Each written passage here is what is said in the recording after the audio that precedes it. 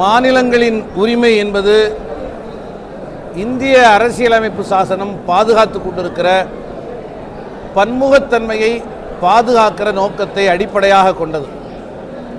ஆகவே தொகுதி வரையறை என்கிற பெயரால் தென் மாநிலங்களின் உரிமையை கபலீகரம் செய்கிற பாஜக அரசின் செயல் திட்டத்திற்கு எதிராக தமிழக அரசு எடுத்திருக்கிற முன்முயற்சி மாபெரும் வெற்றியை பெற்றிருக்கிறது.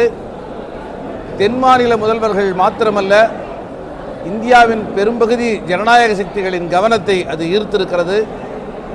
ஒட்டுமொத்த இந்தியாவின் குரலாக தமிழகத்தின் குரல் பரிணமித்திருக்கிறது.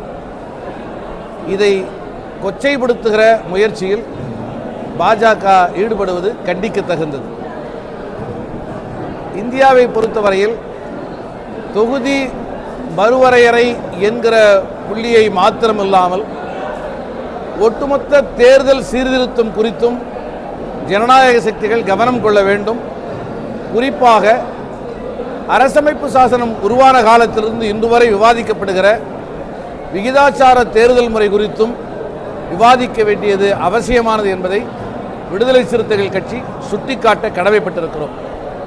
விளிம்பு நிலை மக்களின் உரிமைகளை பிரதிபலிக்கக்கூடிய தமிழ் சமூகத்தின் கைவிடப்பட்ட மக்களுடைய விடுதலைக்காக போராடி கொண்டிருக்கிற விடுதலை சிறுத்தைகள் கட்சி அனைத்து தரப்பு ஜனநாயக சக்திகளின் ஆதரவையும் பெற்று தேர்தல் ஆணையத்தின் அங்கீகாரத்தை பெற்றிருக்கிறது. பானை சின்னம் விடுதலை சிறுத்தைகளுக்கு கிடைத்திருக்கிறது. இந்த வெற்றியை தமிழ் சமூகத்தின் ஜனநாயக சக்திகளுக்கு ஒப்படைப்பதாக எழுச்சி தமிழர் தலைவர் அண்ணன் திருமா அவர்கள் சொல்லியிருக்கிறார். அந்த அடிப்படையில் விடுதலை சிறுத்தைகளுடைய தேர்தல் அங்கீகார வெற்றிக்கு பணியாற்றிய உதவி புரிந்த அனைத்து ஜனநாயக சக்திகளுக்கும் கூட்டணி கட்சிக்கும் நன்றி பகிர்கிற வகையில் ஒரு மாபெரும் விழாவை சிதம்பரத்தில் எதிர்வருகிற மே மாதம் 6ஆம் தேதி நடத்துவதாக திட்டமிட்டிருக்கிறோம்.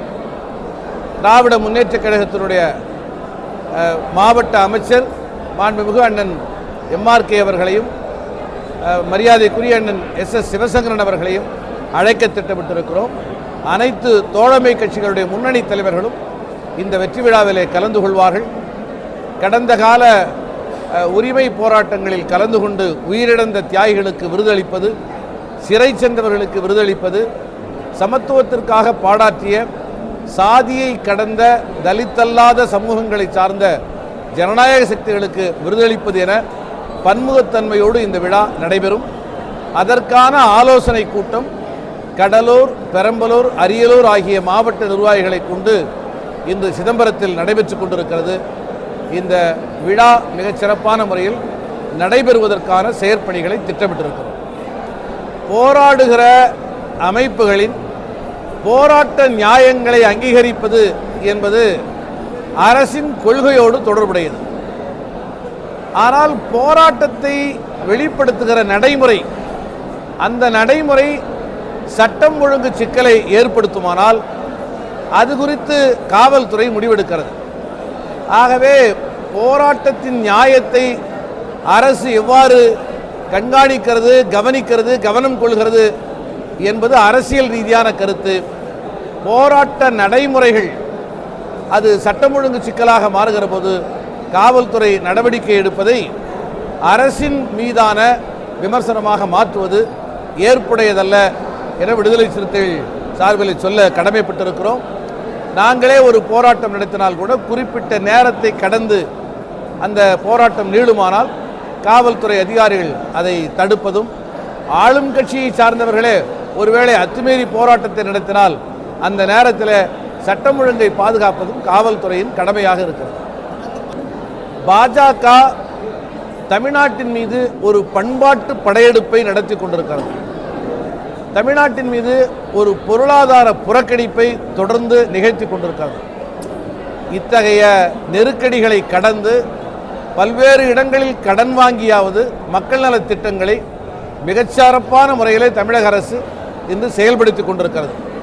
தமிழக அரசுக்கு தமிழக மக்களிடத்திலே பரவி கொண்டிருக்கிற ஆதரவை கண்டு பொறுக்க முடியாத பாஜக தனது அடியாள் படையாக விளங்கி கொண்டிருக்கிற அமலாக்கத்துறை உள்ளிட்ட அமைப்புகளை ஏவி இங்கே அமைச்சர்கள் மீது அபாண்டமான வீண்படியை சுமத்துகிறது. பாஜகவின் இந்த முயற்சி ஈடுபடாது. மக்கள் தொகை பெருக்கத்தின் அடிப்படையில் தொகுதி மறுசீரமைப்பு என்பது மாநிலங்களின் விகிதாச்சாரத்தை எந்த வகையிலும் பாதித்துவிடக்கூடாது என்பது மாநில உரிமைக்கான மிக அடிப்படையான குரல். இதை மாண்புமிகு நிதியமைச்சர், ஒன்றிய அரசு நிதியமைச்சர் நிர்மலா சீதாராமன் அவர்கள் புரிந்து கொள்ளாமல் அவர் கொச்சைப்படுத்துவது ஏற்புடையதல்ல. அது அவரது அரசியல் அறியாமையை வெளிப்படுத்துகிறது. கடலூர் மாநகரத்தினுடைய விரிவாக்க பணிகளில் பேருந்து நிலையம் அமைவது உள்ளிட்ட பல்வேறு அம்சங்களில் மாறுபட்ட கருத்துக்கள் இன்று பல அரசியல் கட்சிகளிடத்திலே நிலவி வருகிறது. இந்த கருத்துக்களை ஒரு உரையான பேச்சுவார்த்தையின் மூலமாக பெற்று அதற்கு தீர்வு காணுவதற்கு அரசு முயற்சிக்க வேண்டும். போராட்டங்களை வெறும் காவல்துறையின் கையில் ஒப்படைத்துவிடக்கூடாது. போராட்டத்தின் மூலமாக வெளிப்படுகிற கருத்துக்களை ஆரோக்கியமான உரையாடலுக்கு உட்படுத்த அரசு முன்வர வேண்டும் என விடுதலை சிறுத்தைகள் சார்பில் கேட்டுக்கொள்கிறோம்.